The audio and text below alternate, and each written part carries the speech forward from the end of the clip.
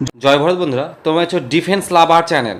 দেখো, যে সমস্ত আমার দাদা ভাই এবং দিদি ভাইরা আমার এই ভিডিওটা ওয়াচ করছো, তোমরা প্রত্যেকেই জানো যে গতকাল তোমাদের ফাইনাল যে আর কি নম্বরটা তোমরা কত পেয়েছো সেটা কিন্তু পাবলিশ করে দিয়েছে। তো সেই নম্বরের ভিত্তিতে, অর্থাৎ যে 60,000 প্লাস ক্যান্ডিডেট যে পুরো ফিজিক্যাল যারা পাস করেছিল তাদের নম্বর সহ ফোকাস করেছে, সেখান থেকে একটা ডেটা অ্যানালাইসিস করার পর আমি বুঝতে পারছি বা আমি তোমাদেরকে বোঝানোর চেষ্টা করব যে ফাইনাল কাট অফ কতটা যেতে পারে। অবশ্যই ফাইনাল কাট অফের একটা পার্থক্যর প্রভাব পড়বে। জাস্ট একটু আমার ভিডিওটা মনোযোগ সহকারে শুনতে থেকো। আমার প্রত্যেক দাদা ভাই এবং দিদি ভাইদেরকে আমার অনুরোধ, দেখো এই যে ডেটাটা, এই ডেটাটা তোমাদেরকে এখানে বোঝানোর আমি চেষ্টা করব। দেখো, টোটাল এই যে ক্যান্ডিডেট 41 থেকে দেখতে পাচ্ছ যে 82-এর মধ্যে কি এটা 42 লিখেছে, কে করেছে এটা আমি ঠিক জানি না, যেখানে 29,761 জন পাস করেছে। তো বাকি এটা আমি বুঝতে পারছি যে 41 থেকে 50-এর মধ্যে 18,908 জন কিন্তু ক্যান্ডিডেট রয়েছে।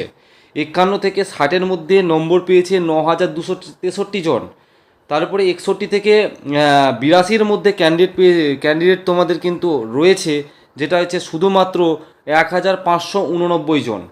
তো এই হচ্ছে যে কি টোটাল ক্যান্ডিডেটগুলো যে কতটা পরিমাণে যারা নাম্বার পেয়েছে তাদের একটা অ্যানালাইসিস, যে এই পরিমাণে এই রেঞ্জের মধ্যে এই ক্যান্ডিডেটরা রয়েছে।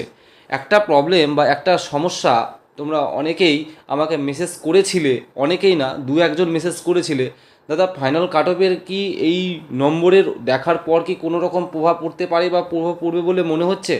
দেখো, অবশ্যই, কারণ এই নাম্বারগুলো দেখার পর আমি যতদূর বুঝতে পারলাম যে নাম্বারের যে রেঞ্জ, সেই রেঞ্জটা কিন্তু অনেকটা তুলনামূলকভাবে কম। একটা জিনিস মনে রাখবে যে 60,000 জন যে ক্যান্ডিডেট কিন্তু পাস করেছে, সেই 60,000 জনের মধ্যে কিন্তু ফিজিক্যাল হওয়ার পর ম্যাক্সিমাম জব কিন্তু বাদ গেছে।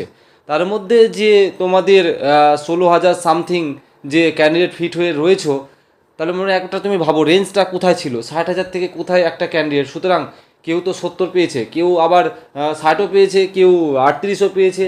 তো সেটা তো আমরা জানি না যে কারা কত পেয়ে এখন এই মুহূর্তে পাস করে রয়েছে। কিন্তু একটা জিনিস বোঝা যায় যে ভালো নম্বর যারা পেয়েছে বা খারাপ নম্বর যারা ছিল, মাঠে কিন্তু অনেক ক্যান্ডিডেট বাদ গেছে।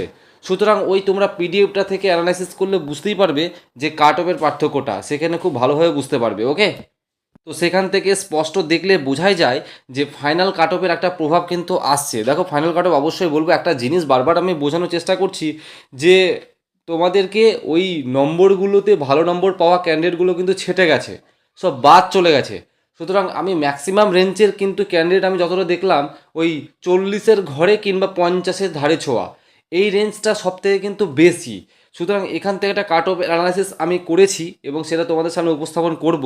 তো দেখো, আমি একটা কাট অফের ভিডিও অলরেডি আগে 1 মাস আগে আমি একটা তৈরি করেছিলাম।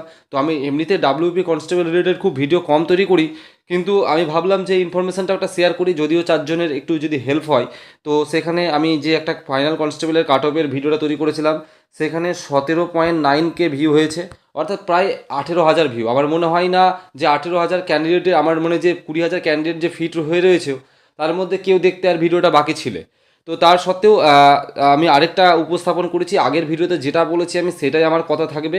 তো এটাই যাবে কনফার্ম। আমার যতদূর মনে হয় যে ফিমেল যারা রয়েছে তোমাদের নাম্বার যদি 4 থেকে বেশি থেকে থাকে, 5+ মতন, তুমি একদম সেফ ক্যাটাগরিতে রয়েছো। এবং মেন কনস্টেবল যারা রয়েছে, তোমরা একটু দেখে নাও। তুমি যদি ইউআর হয়ে থাকো, তোমার 59-63 যেটা বলেছিলাম আগে, সেটাতে আমি কনস্ট্যান্ট থাকবো, নো চেঞ্জ। এসসি কিন্তু 53-56 এর মধ্যেই থাকবে, এসটি সেই 44 থেকে 47, OBC A 55-58, OBC B 54-57, EWS 38-42। আমি আমার জায়গাতেই স্থির থাকবো, নড়চড় করবো না, এরকমই কাট অফ যাবে।